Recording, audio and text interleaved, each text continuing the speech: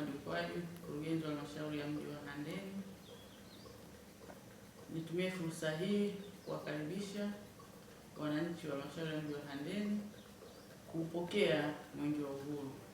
Mwenge wa uhuru utafika Handeni mjini tarehe 18 mwezi wa 6 2026, na mapokezi ya mwenge wa uhuru yatakuwa kata ya Kamagome. Kwa shibe wananchi wa Handeni, wananchi wa Kamagome, tujitokeze kwa pamoja kuulaki kupokea mwenge wetu wa uhuru. Mwenge wa uhuru ni sherehe, tuusherekee, tufurahie, tuwe nao pamoja. Mwenge wa uhuru baada ya kutoka kata ya Kamagome kwenye mapokezi utazindua miradi yenye thamani ya shilingi bilioni 2.2. Mwenge wa uhuru utazindua mradi wa maji wa Kamaizi uliopo kata ya Kidereko.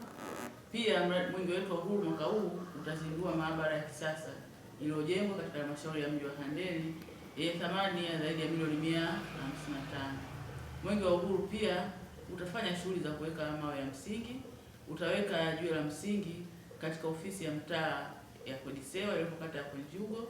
Ofisi hii imejengwa kwa nguvu za wananchi kwa kushirikiana na halmashauri, na wapongeza wananchi wa mtaa wa Kodisewa kwa kweli kwa kuhamasika kushirikiana na halmashauri kujenga ofisi ya mtaa, ofisi nzuri kabisa. Mwenge wa uhuru pia utaweka jiwe la msingi katika ujenzi wa madarasa katika shule ya sekondari Konje. Pia mwenge wa uhuru utaweka jiwe la msingi katika barabara ya kiwango cha lami inayojengwa eneo la Kilole kutoka kwenye soko la Chanika kuelekea katika ofisi ya halmashauri ya mji wa Handeni. Sambamba na hilo, pia mwenge wa uhuru mwaka huu 2026 utatembelea kikundi cha vijana cha Kaoshi kilichopata mikopo ya 10% inayotolewa na halmashauri ya mji wa Handeni.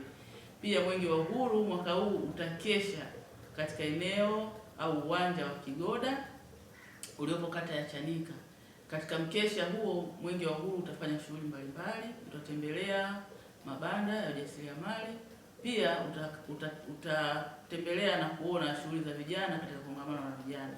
Hii ni tarehe 18 ambapo vijana watakusanyika pia katika eneo la mkesha, lakini vijana hawa kabla mwenge wa uhuru kufika kutakuwa na kongamano kuanzia tarehe 16 na tarehe 17 litakalofanyika katika ukumbi wa Macheto hapa Handeni mjini, na lengo la kongamano hili ni kuwakutanisha vijana, kuweza kuwaelekeza na kuwaeleza fursa zilizopo za kiuchumi, fursa za kijamii, fursa za kimaendeleo na kuleta mshikamano wa pamoja. Tutakaa na vijana kwa siku 2 pale Macheto na siku 1 siku ile ya mwenge. Vijana watapikwa, wataonyeshwa fursa zilizopo katika mji wetu, katika nchi yetu, wataelimishwa mambo mengi ya kuleta ustawi na wataelezwa msingi wa dira na malengo ya dira ili kufika 2050 tuwe nao pamoja vijana.